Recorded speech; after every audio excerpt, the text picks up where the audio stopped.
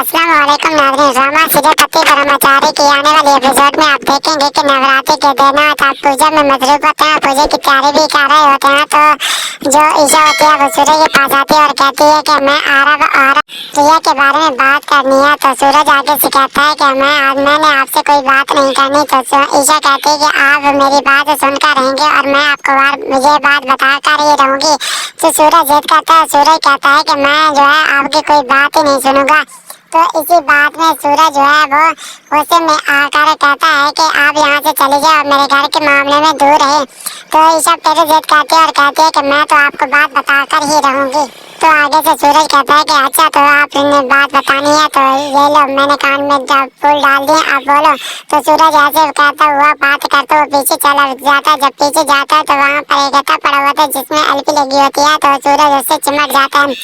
तो वहाँ पर एक लड़का जो है वो उसको छुड़वाने की कोशिश करता है, लेकिन सूरज जो है वो उसे मना कर देता है और कहता है कि ऐसे बीच मैदान में कौन ऐसे ग्लू लगा कर गत्ता छोड़ देता है। तो वहाँ पर ईशा आती है और ईशा छुड़वाने की कोशिश करते हैं, जैसे छुड़वाने की कोशिश करते हैं तो उसके हाथ में जो हथियार होता है वो नीचे गिरता है और उसे उठाने की कोशिश करती है। तो सूरज जो है वो साथ वाले मुखातिब होता है और जैसे मुखातिब होता है तो ईशा उठती है तो ईशा भी चिमट जाती है और ईशा अपने आप को छुड़वाने की कोशिश करती है। तो सूरज कहता है कि आप मेरे मामले में ना आया करें, जब भी आप आती हैं तो हर मुसीबत में मुझे भी घेर लेते हैं। तो ईशा कहते हैं कि मैं जो मुसीबत में गिरती हूँ तो आपको बचाने की खातिर मैं भी गिरती हूँ। तो वहाँ पर जो है वो आदित्य आता है। आदित्य पहले ईशा को छुड़वाता है और ईशा सूरज को छुड़वाती है। वहाँ पर जो है गोंद जनिक ग्लू से लगे रहते थे। जब जान छूट जाती है तो आगे आप देखेंगे कि नवरात्रि के दिन सब पूजा में मसरूफ होते हैं और सब मस्तियों में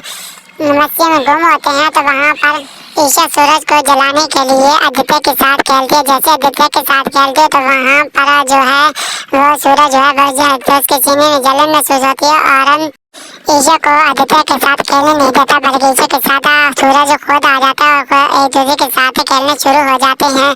तो नवरात्रि की जो पूजा होती है वो भी सूरज और ईशा इकट्ठे करते हैं। तो दूसरी तरफ आप देखेंगे कि गुलाब और गुलाब की माँ जो है आपस में बातें कर रहे होते हैं और एक दूसरे के दिल में जलन भी होती है और कहते हैं कि आरव जो पोता है उसको शादी करने के लिए सिर्फ रिया ही मिली थी। वो रिया जिसकी माँ हमारे घर में मुलाजमत करती थी अब उसकी बेटी हमारे घर की बहू बनेगी। मैं तो ऐसा हरगिज नहीं चाहूँगी।